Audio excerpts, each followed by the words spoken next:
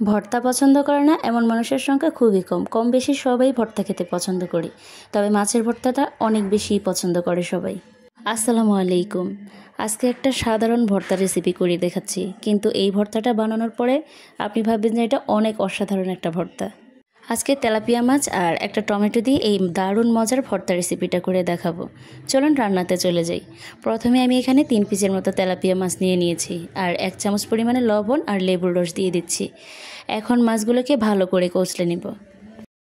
লবণ আর লেবু দিয়ে কষলে মাছটা ধুয়ে নিলে মাছের আষ্টে গন্ধটা থাকে না। অনেকেই ভর্তাতে মাছের গন্ধটা পছন্দ করে না, কিন্তু এভাবে ধুয়ে নিতে পারেন, এতে করে মাছের থেকে আর গন্ধ আসবে না। কষলে নেওয়া হয়ে গেলে আমি ভালো করে ধুয়ে পরিষ্কার করে নিয়েছি। এখন এতে দিয়ে দিচ্ছি 1/2 চামচ পরিমাণে লবণ আর দিয়ে দিচ্ছি সামান্য হলুদ আর সামান্য পরিমাণ মরিচের গুঁড়ো। এখন এই মশলার সাথে মাছটা ভালো করে মিশিয়ে নিব। এরপর তেলের মধ্যে ভেজে নিচ্ছি। প্রথমের দিকে আমি লবণটা একটু কমে ব্যবহার করছি, কারণ ভর্তা বানানোর সময় প্রয়োজন হলে লবণ ব্যবহার করে নিতে পারবো। তেলটা ভালো করে গরম হয়ে গেলে এর মধ্যে মাছগুলো দিয়ে দিচ্ছি। মাছগুলো বেশি কড়া করে ভেজে নেবেন না, অল্প পরিমাণে ভেজে নেবেন, এতে করে ভর্তাটা খেতে ভালো লাগবে, অনেক বেশি মুচমুচে লাগবে না। একই তেলের মধ্যে আমি একটা টমেটো মাঝখান থেকে কেটে দিয়ে দিচ্ছি 4 কোয়া রসুন আর 1 মুঠ পরিমাণে পেঁয়াজ কুচে দিচ্ছি। এখন এগুলো ভালো করে ভেজে নিব।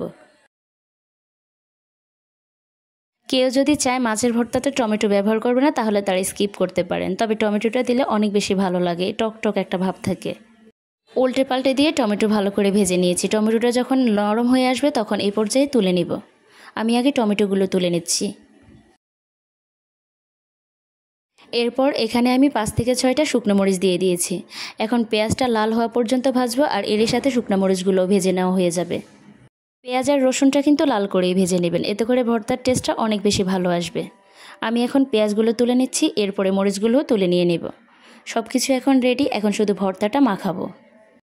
প্রথমে মাছ থেকে কাঁটাটা আলাদা করে নিচ্ছি। কাঁটা আলাদা করে নিয়ে এরপর মাছগুলো একটু ঝুড়ো ঝুড়ো করে নেব। আর তবে কিন্তু তেলাপিয়া মাছের মধ্যে কাঁটাটা একটু কমে থাকে, তাই বেছে নিতে কোনো সমস্যা হয় না। কাঁটা বেছে নেওয়া হয়ে গেলে আমি মাছটা একটু ঝুড়ো করে নিয়েছি। এরপর এখানে আমি যে টমেটোগুলো আগে থেকে ভেজে নিয়েছিলাম সেই টমেটোটা এখন নিয়ে নিব। প্রথমেই টমেটোর খোসাগুলো ছাড়িয়ে নিচ্ছি। এরপর টমেটোটা একটু একটা হামানদিস্তা দিয়ে আমি একটু থেতো করে নিচ্ছি। গরম অবস্থায় হাত দিয়ে মথে নেওয়া যাচ্ছে না, তাই আমি এইভাবে করে নিয়েছি। আপনারা চাইলে হাত দিয়েও এটা মথে নিতে পারবেন। টমেটো ভালো করে ম্যাশ করে নেওয়া হয়ে গেলে এখানে আমি ভাজা মরিচগুলো আগে গুঁড়ো করে নিচ্ছি। যেহেতু মাছ ভাজার সময় আমি লবণ ব্যবহার করেছিলাম, তাই এই পর্যায়ে অল্প লবণ নিয়ে মরিচগুলো গুঁড়ো করে নিচ্ছি।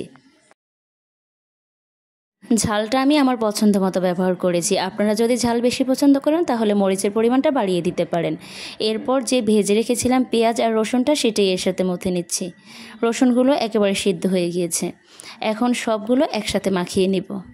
আমার কাছে তেলাপিয়া মাছের ভর্তাটা এভাবেই বেশি ভালো লাগে। আপনারা কে কীভাবে খেতে পছন্দ করেন আমাকে অবশ্যই কমেন্ট করে জানাবেন। এখন দিয়ে দিচ্ছি ধনিয়া পাতা কুচি আর একটু লেবুর রস দিয়ে দিচ্ছি। লেবুর রসটা দিলে ভর্তার টেস্টটা অনেক বেশি ভালো লাগে। সবশেষে দিয়ে দিচ্ছি সরিষার তেল। সরিষার তেলটা দিয়ে দিলে আর কোনো উপকরণই এখানে লাগছে না।